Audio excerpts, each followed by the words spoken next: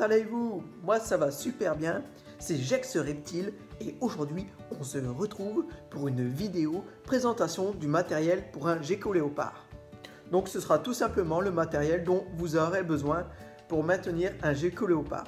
Bon, ce n'est pas forcément le matériel le plus bon du marché, mais moi personnellement j'en suis très satisfait. Allez, c'est parti! Donc dans un premier temps, nous allons parler de l'éclairage. Donc moi, pour l'éclairage, j'ai acheté ceci. Non, ceci. Voilà, c'est mieux.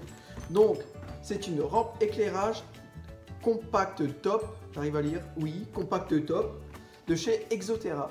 Donc moi, je l'ai pris en médium, donc en 60 cm, tout simplement parce que mon terrarium fait 60 cm. Mais il existe en 45 et également en 90. Donc voilà, donc je vais essayer de vous la déballer pour vous faire voir à quoi ça ressemble. Alors voyons voir.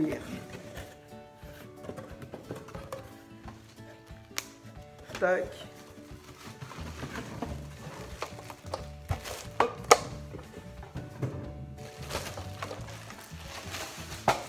Donc voilà, ça se présente comme ça. Voilà, c'est une rampe. Ici vous avez les... Ici, vous pouvez mettre les ampoules. Donc 3 ampoules, une ampoule là, une ampoule au milieu et une ampoule ici. Ensuite, vous avez des petits interrupteurs là.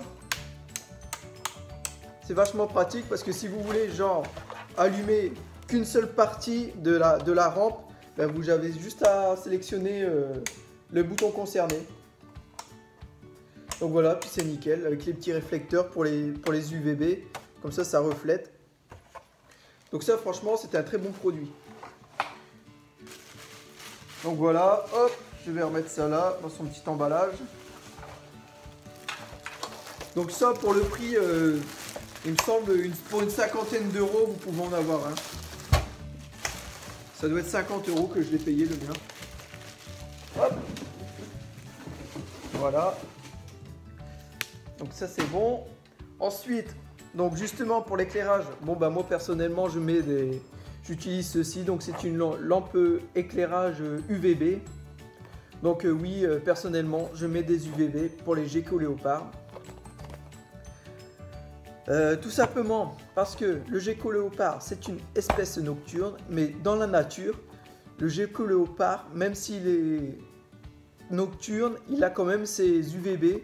Tout simplement par le rayon du soleil. Donc pour moi, personnellement, je trouve qu'il est nécessaire de mettre des UVB. Mais après, chacun fait comme il veut.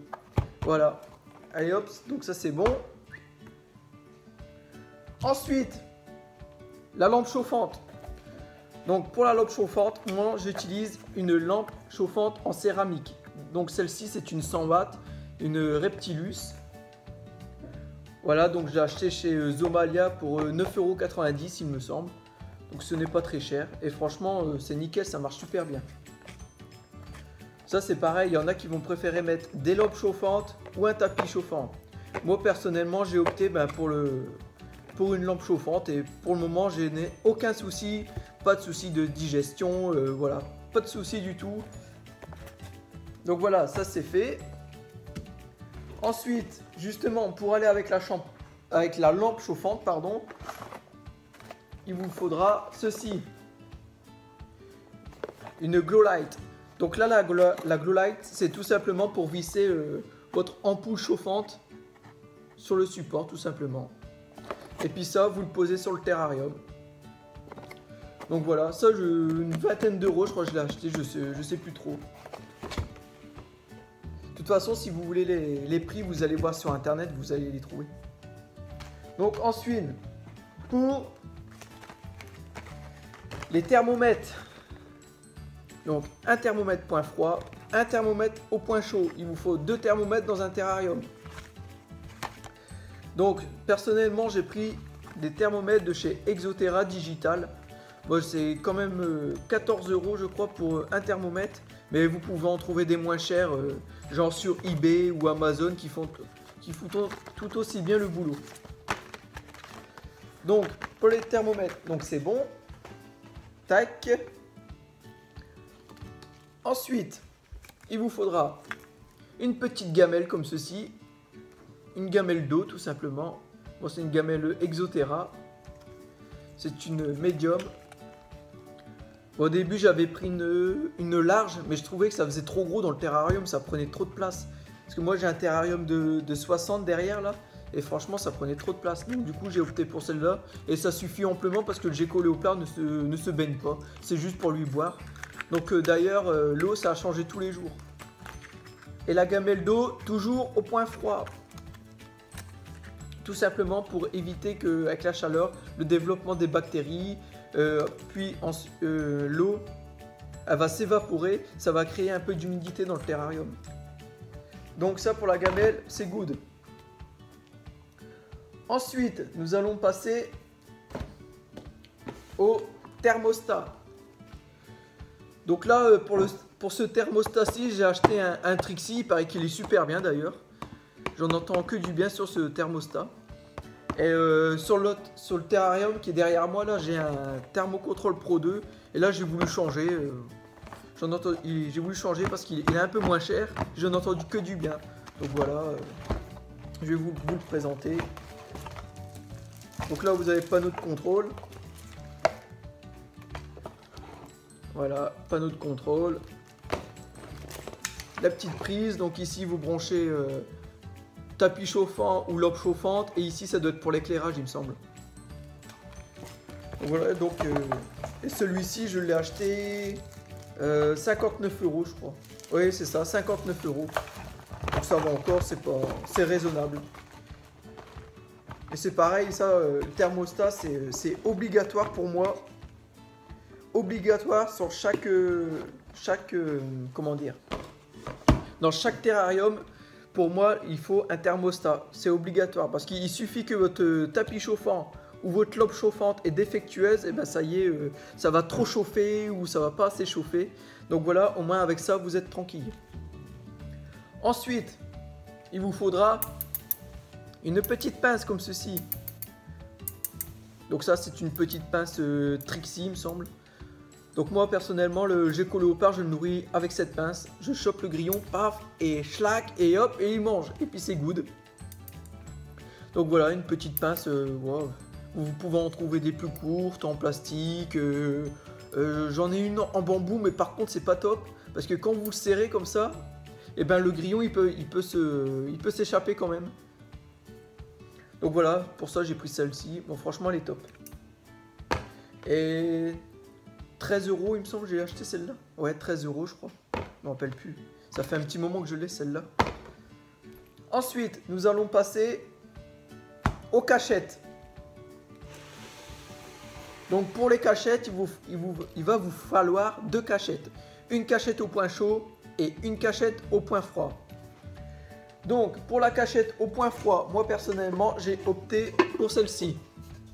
Alors, l'avantage avec celle-ci, c'est qu'elle est 2 en 1. Donc elle fait office de cachette et elle fait office de boîte à mu également. De boîte à mu, oui c'est ça, fait office de boîte à mu, donc franchement c'est top.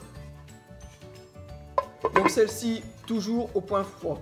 Comme c'est une boîte à mu, il faut l'humidifier et tout, donc au point froid. Tac.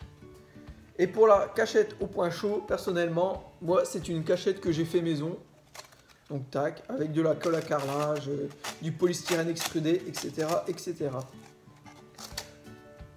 Donc voilà, ça c'est good. Donc ensuite, justement, pour mettre dans la boîte à mu, il va vous falloir du substrat. Donc, moi, j'ai acheté de la sphaigne pour essayer. Parce que vous pouvez mettre soit de la sphaigne ou de la vermiculite. Donc moi, j'ai de la sphaigne. D'ailleurs, il faut que j'essaye. Je vais essayer.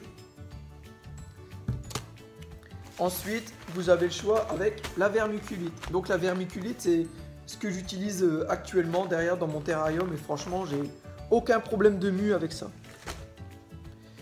Et ça, c'est bien aussi pour ceux qui font de la reproduction, la vermiculite. C'est bien aussi pour ceux qui font de la reproduction, pour l'incubation des œufs.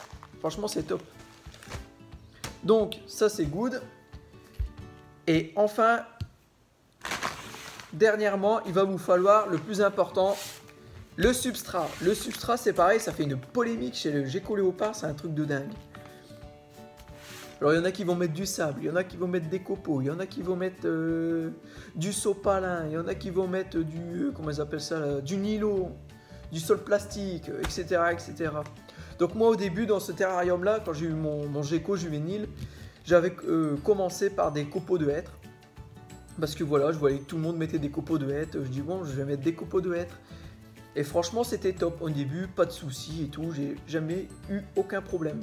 Et après, j'ai voulu changer parce qu'en fait, je trouvais que ça faisait pas assez naturel pour moi. Donc, j'ai changé et j'ai acheté de l'excavator de chez Zomed. Et franchement, l'excavator, moi, je le trouve top. Vous pouvez mouler des petites casernes et tout, faire des petites cachettes avec des ballons. Aussi avec, ils utilisent quoi aussi? Ah oui, des bouteilles. Vous prenez des bouteilles. Et puis vous pouvez mouler comme vous voulez. Franchement, c'est top. Moi, je suis fan de ce substrat-là. D'ailleurs, mon prochain gecko que je vais avoir, il sera sur ce substrat-là. Ben, comme celui-là, d'ailleurs. Bon, bah voilà. Bon, bah voilà, c'est tout pour cette vidéo, les amis. J'espère qu'elle vous aura plu, elle vous aura aidé. Allez, je vous dis ciao, babao. À la prochaine, les amis. Recoucou, les amis. C'est Gex Reptile. Excusez-moi, je vous reprends, j'ai oublié de vous présenter un produit vraiment important aussi pour le gecko léopard. Il s'agit tout simplement du calcium. C'est très très important les amis, le calcium. Le calcium d'ailleurs, il faut laisser une coupelle de calcium à volonté dans le terrarium, toujours. Une coupelle de calcium de disponible. Très important les amis. Donc là, celui-ci, c'est sans D3. Et il existe aussi avec D3. Donc voilà les amis. Allez, je vous dis à la prochaine cette fois-ci. Normalement, c'est bon, j'ai bien rien oublié. Et ciao, baba!